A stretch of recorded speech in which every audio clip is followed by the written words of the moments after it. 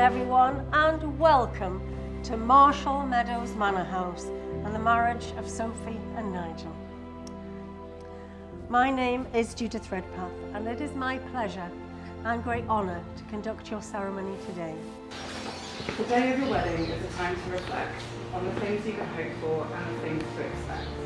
You can hope for great riches, huge bundles of cash, but then lose it all in a stock market crash. Or you can hope for a life of great ease, with the time and the money to do as you please. But it's better to hope for the good things in life, like a long happy life as husband and wife. Life's not all plain sailing, not always a ball, but I know you'll be happy because love conquers all. Marriage in this country means the union of two people, voluntarily entered into for life, to the exclusion of all others. I declare that I know of no legal reason why I, Nigel Edward Marcantonio, may not be joined in marriage to Sophie Dorothy Isabel Bunting. How many times are we going to say that today? Just once more.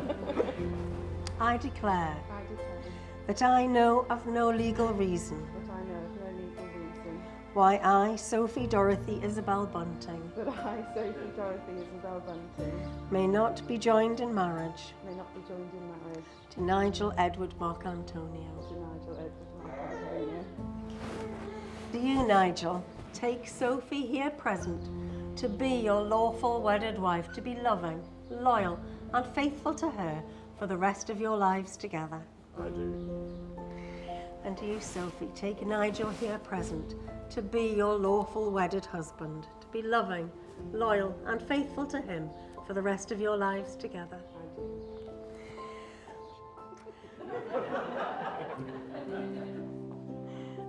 I, Nigel Edward Mark Antonio, I, Nigel Edward Mark Antonio, take you, Sophie Dorothy Isabel Bunting, take you, Sophie Dorothy Isabel Bunting, to be my wedded wife. to be my wedded wife.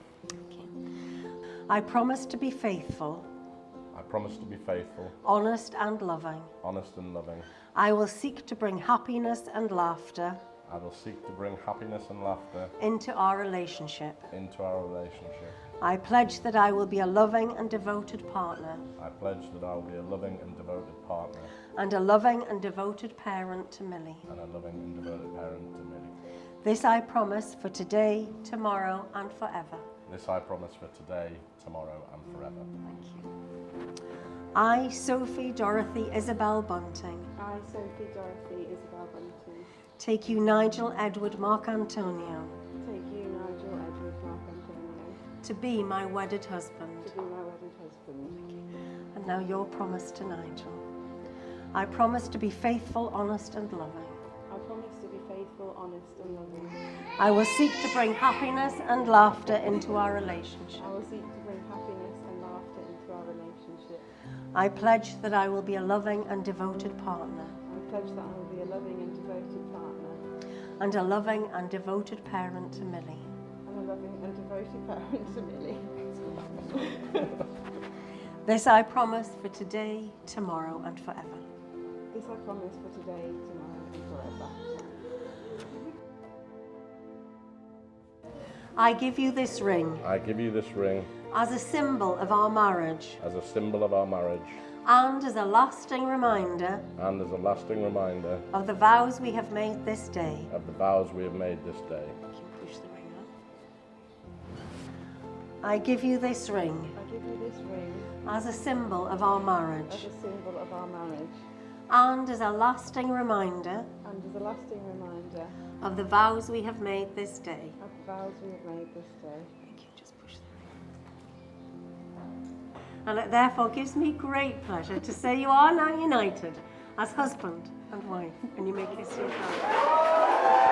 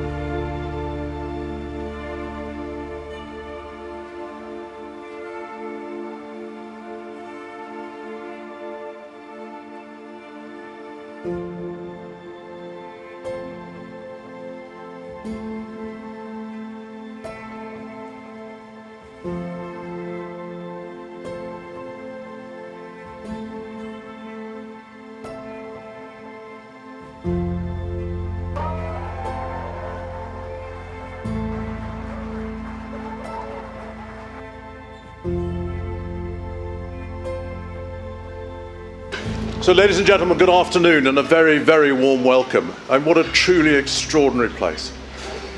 And what a very, very lovely ceremony.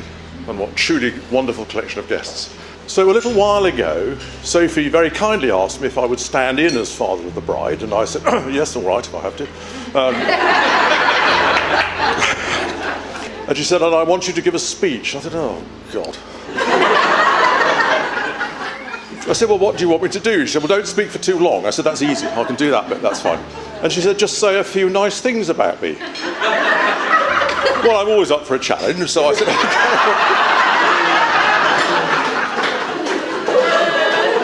okay. So I said, well, I'll do that. And then you think, well, where do you start? I decided, I'll tell you what, I'll start from the beginning. So I actually very first met Sophie almost exactly 28 years ago. So 28 years ago, in May of 1995, when I'd finally plucked up courage to ask her mother Caroline out for a drink. And I turned up on a Sunday evening at Station Road in Harmore, and Sophie was there, and she'd got ready for bed. And I remember very clearly she was sat on the arm of the sofa wearing bright pink pyjamas and a bright pink dressing gown and holding a rather ragged bright pink dragon, which I suspect is probably not a million miles away from it's on her bedside. So, being polite, I decided to strike up a bit of conversation, really, and I asked her a few fairly straightforward questions. I asked the questions, and Sophie stuck her tongue out at me, and that was fairly much how the conversation went for a while. Anyway, to give her due, she did extremely well and got into King's College in London to read geography. And we thought, oh, this is great, we're getting somewhere now, and we're moving forward. And she came out with a very reasonable degree. Not completely sure where this was going to go. And in typical Sophie style, there's a complete volte-face. There's a complete 180-degree turn. I've decided I'm going into retailing. Oh, okay. So off she sets in retailing. And again does really, really well in getting into the graduate entry scheme in John Lewis. And she arrives back, I remember it very well, in Birmingham, and says, I've changed my mind. Oh, how unusual. So I want to be a teacher. You want to do what? I want to be a teacher. Love of school, presumably. But anyway, no.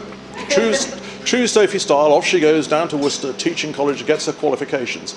And clearly was extremely good at it. And in particular, the feedback, when you look from the children that she taught, obviously absolutely loved her. But of course, it was during her time at John Lewis that she met her first husband, Andy. And it was an extraordinary act of bravery and selflessness to marry a man who was known to be terminally ill. Because Andy had a brain tumour, it was known that it wasn't going to be cured. And Sophie endured an extraordinary time, moving from being wife to full-time carer.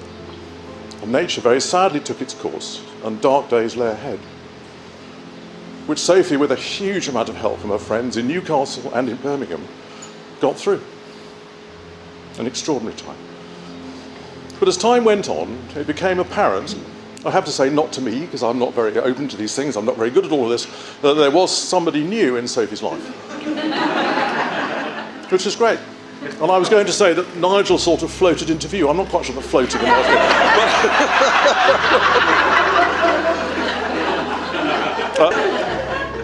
and suddenly this kind, quiet, gentle man appeared. And they obviously were ideally suited for each other. They couldn't be more so. And it was just lovely.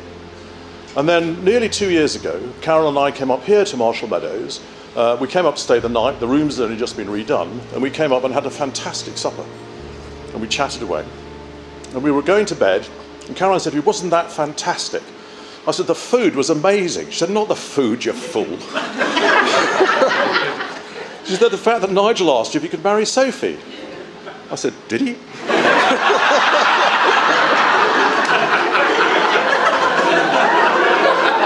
But I just wasn't quite sure I'd completely heard. Anyway, apparently I said yes. But of course there's been another major event just over 12 months ago when young Amelia Grace appears. And I can't imagine that anybody that knows Sophie or Nigel would expect them to be anything other than absolutely outstanding parents. And they have been. And she's a great credit to you and you're a great credit to her. And so we come to today. And how proud can you be? And so, ladies and gentlemen, I ask you to fill your glasses. And those of you that are able to stand, please stand. And drink a toast to the most beautiful woman in the room. This is Sophie Mark Antonio, the bride.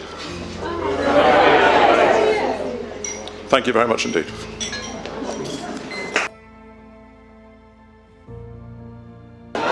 Luckily, I had an epic speech written for the day, but now I'm married, I've been told I've got to read this one instead, so... Sophie's whole family have been incredibly welcoming to me from the moment I met all of them, and have already made me feel part of the family. Although I have to admit, I'm still slightly scared of Caroline.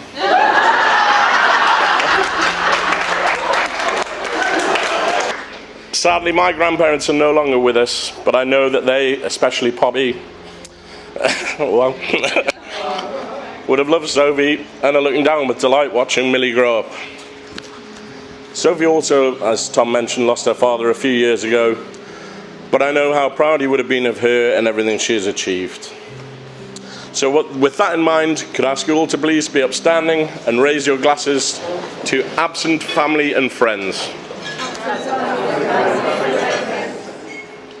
Now, moving on. It's time to talk about the most important lady in the world, lady in the room today. And the world. And the world. And the world. Hang on. She makes me smile every single day and brings me so much happiness. I am, of course, talking about our beautiful daughter, Millie.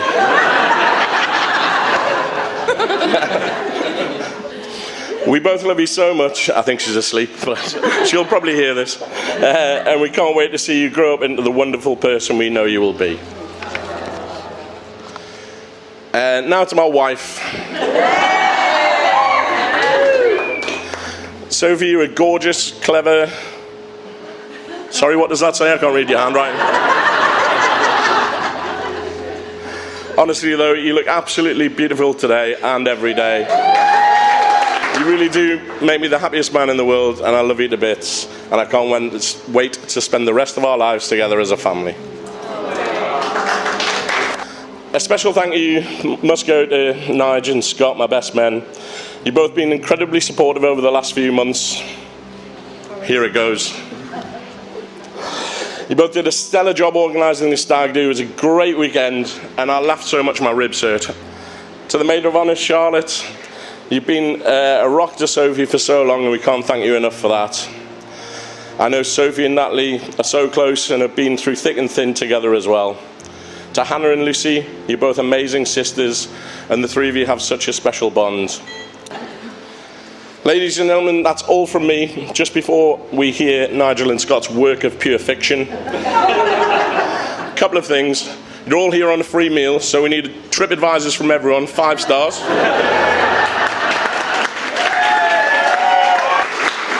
And finally, can I ask you all to please be upstanding and raise your glasses to the bridesmaids.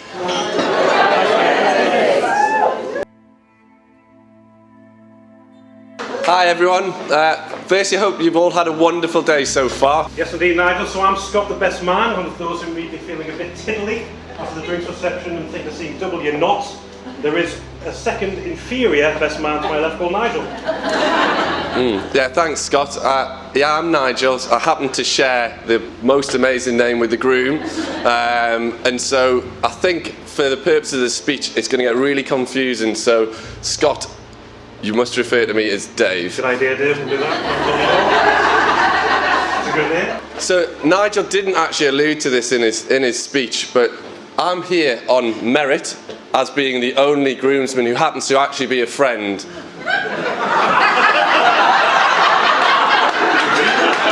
All of the other groomsmen happen to be on the payroll.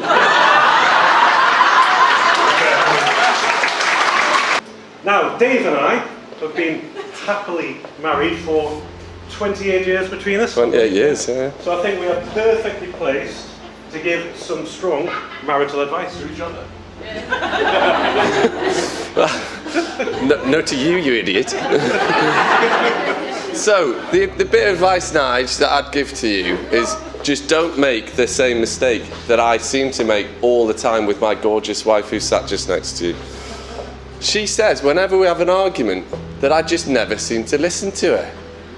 Or something like that anyway. And also remember, Nigel, you leave here today with a wife who is warm, loving and caring. Sophie, you're an amazing woman who deserves a wonderful husband. And I promise I will not rest until I get to the bottom of what's going on here. So he's given us a list of things that we can and can't say, because he is humbly adamant that there are 1 million stories about him. Is this a list here? Yeah. Yeah. Give me this here. What's the story about the stripper on the stag do on this? I didn't see it, but I can tell you he was a lovely fella. He was such a hunk. He had big muscles. And those budgie smugglers he was wearing, he had a great set of... Balls! Steady on. I'll drop this. So did you know that he's also a really big fan of football, massive Newcastle fan, and back in the day, he was a goalkeeper, although pretty ropey. Yeah, I heard the only thing he called all season was COVID. No. During the football season, during lockdown, he wasn't playing football, he was actually playing the dating game. And that's where he met the beautiful Sophie. Oh yes, it was love at first sight. Nigel, you've been a great friend to us both.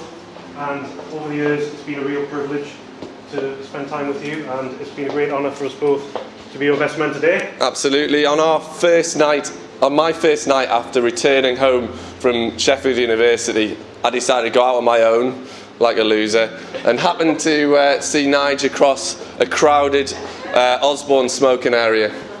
We had a good chat and we agreed to play golf the next day.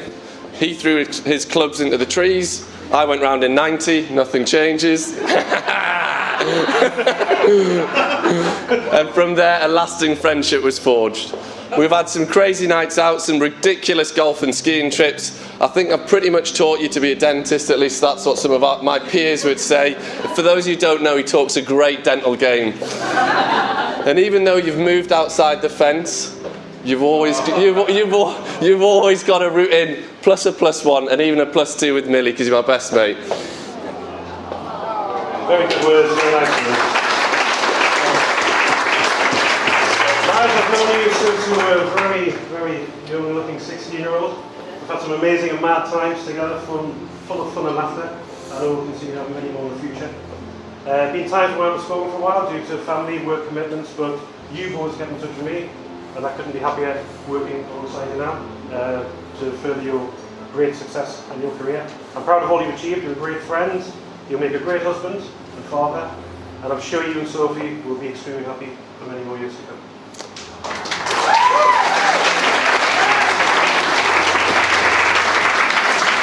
Can I please ask you all to be upstanding and raise your glasses to one last toast to the happy couple, Sophie and Nigel.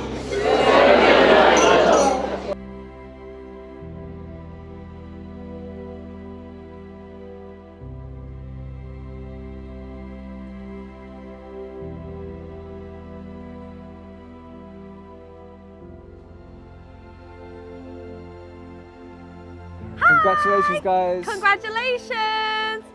Enjoy the rest of your night. Hope you've had a lovely day, and we're the first ones to leave this message, so it's slightly awkward, so I'm officially on the water. Have a fun time. Congratulations, Sophie and Nigel. We love you.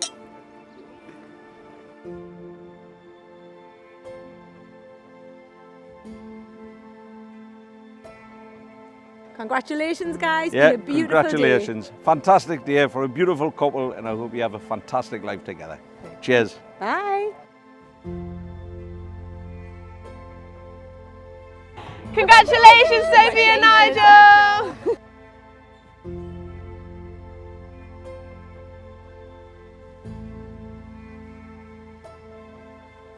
Congratulations! Nigel and Sophie. Wishing you a lifetime Of love, happiness. and joy.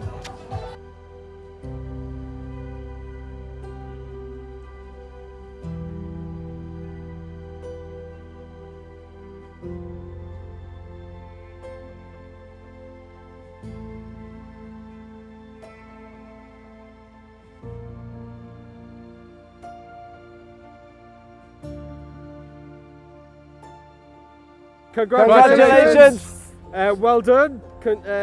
Big up. It's been a fantastic day. Congratulations, yes. Congratulations to you both. We love you. Johnny, what are you saying? I was saying congratulations to you both. It's been a fantastic day. Can I just Cheers. show you? Can I just show you my new car?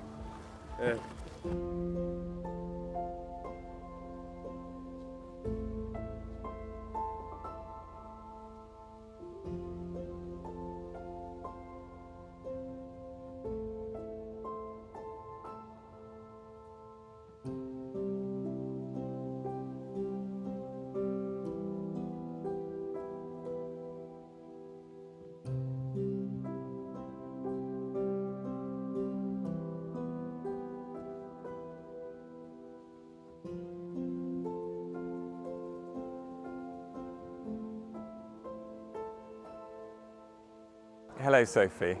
I had no warning that I'm being asked to do this, but you know that I'm incredibly proud of you, and this has been a wonderful day, and Liz and I have had such fun, and we're so proud of you, and we want to send you all the love in the world for a very long and happy marriage. So let's leave it there and see you in London or on the South Coast very soon. Lots and lots of love. Bye-bye.